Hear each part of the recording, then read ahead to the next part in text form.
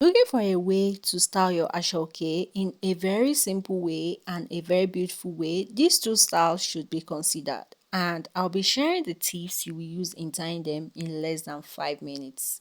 So 5 minutes is good enough for a beginner to try out a beautiful style. Trust me. So I'm going to start with the material. This is the material ashoke. I folded a bit in the way you see me displayed, and I make my pleats just like that. Nothing serious. I need a rubber band for this particular style, and I need pins to get it done. So after folding or making my pleats like this, that fan like shape, I'm going to be needing my rubber band to replace my hand where I am holding it.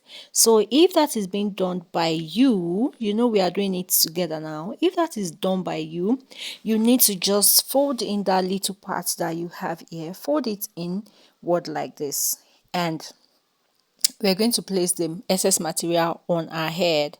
I believe that you guys can see what I did there, so let's proceed.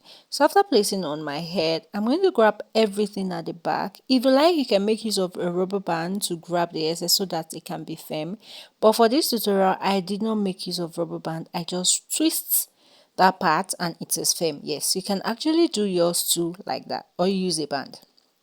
So I continue twisting the excess material just like that. So basically the excess material is going to be twisted, not everything, but watch my hand vividly.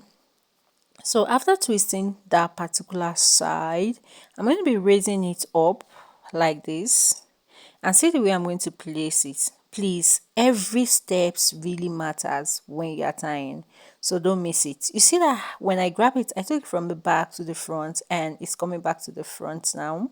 So this front now, I'm going to open up that knot that we have at the front a bit. You see I loosen up the twist at the front of the material too, then I dipped in the excess into the hole where I'm going to finally pull out.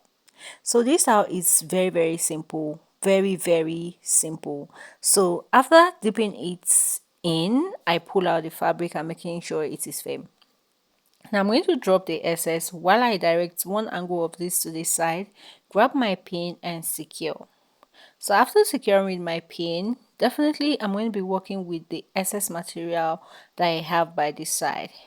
And what am I going to be doing with it? I'm going to use my hand to divide it into two, and I'll begin to form my rose shape with it.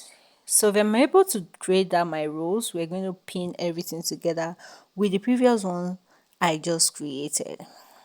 So if you have watched to this length, kindly hit on the subscribe button, subscribe to my YouTube channel, Crown and Confidence, hit the like button and leave a nice comment. Don't forget to share this video in case someone might be somewhere that needs this video. So when you share, it can reach them. Thank you.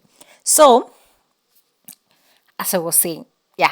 So we're going to form my rose. You see the way I form my rose, and this is my pin to tack it together. I'm going to be grabbing my rose with my, that's my flowery shape standing, and that's it. And I'll show you my second style. Very simple. Instead of it standing like that, I'll just bend it down like this, grab my pin, and pin it with my rose, and that's it. So if you don't like noise, the first one seems to be a bit noisier, so you can just press it down and you have this low key form, and that's it. Where's my thank you in the comments if you have learned, and I'll see you guys on my next video.